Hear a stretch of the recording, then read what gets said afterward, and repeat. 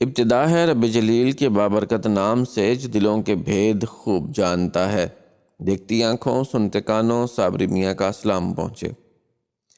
ناظرین محترم، آج کی اس ویڈیو میں اللہ تعالیٰ کے 3 ناموں کا ایک خاص عمل پیش کیا جا رہا ہے۔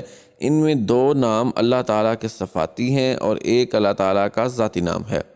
اگر آپ اس عمل کو اپنی زندگی کا معمول بنا لیں گے تو اللہ تعالیٰ آپ کو زمینی اور آسمانی آفات سے محفوظ رکھے گا۔ اللہ تعالیٰ آپ کو شیطانی شر سے محفوظ رکھے گا۔ اللہ تعالیٰ آپ کو آپ کے دشمنوں سے محفوظ رکھے گا۔ آپ کی اولاد آپ کی فرمانبردار ہوگی۔ آپ کو آپ کے ہر مقصد میں کامیابی ملے گی۔ آپ کے گھر سے پریشانی ختم ہوگی۔ اس کے علاوہ بھی آپ کو اس عمل کے اور بھی بہت سے فوائد ہوں گے۔ یہاں ایک بات یہ ضروری ہے کہ بہت سے لوگوں کے ذہن میں یہ چیز ہوتی ہے کہ اگر ایک مرتبہ کوئی بھی وظیفہ شروع کر لیا جائے تو اسے چھوڑنا نہیں چاہیے۔ اگر اس وظیفہ کو چھوڑ دیں گے تو ہمارا بہت بڑا نقصان ہوگا۔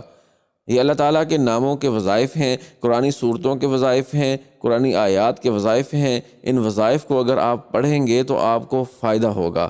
اگر آپ ان کو چھوڑ دیں گے تو آپ فائدے سے محروم ہو جائیں گے۔ آپ کو نقصان کسی قسم کا نہیں ہوگا۔ آپ اپنے ذہن سے یہ بات نکال دیجئے کہ اگر آپ کسی مجبوری کی وجہ سے کوئی وظیفہ چھوڑنا چاہیں تو آپ کو بہت زیادہ نقصان ہوگا۔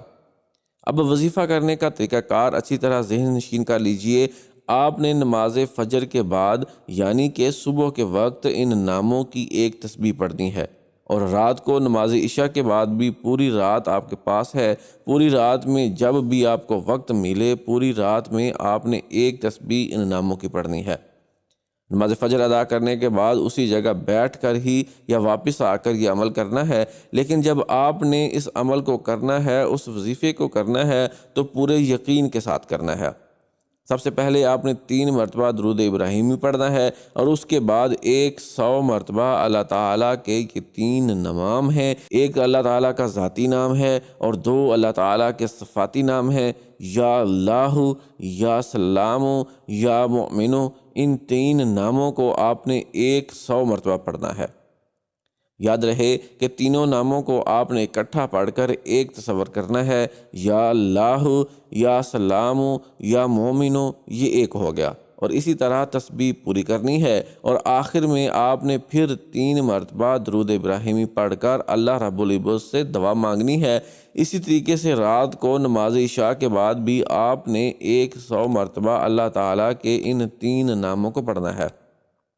اگر آپ کا یقین پختہ ہوگا تو پھر آپ اس کے فوائد سے مستفیض ہوں گے، اور اس کے فوائد آپ اپنی آنکھوں سے دیکھیں گے۔ اور اگر یقین میں کمزوری ہوگی تو پھر وظیفہ پڑھنے کی کوئی ضرورت نہیں، کیونکہ آپ کو کسی قسم کا کوئی فائدہ نہیں ہونے والا۔ اللہ تعالی ہم سب کا حامی و ناصر ہو، آمین یا رب العالمین۔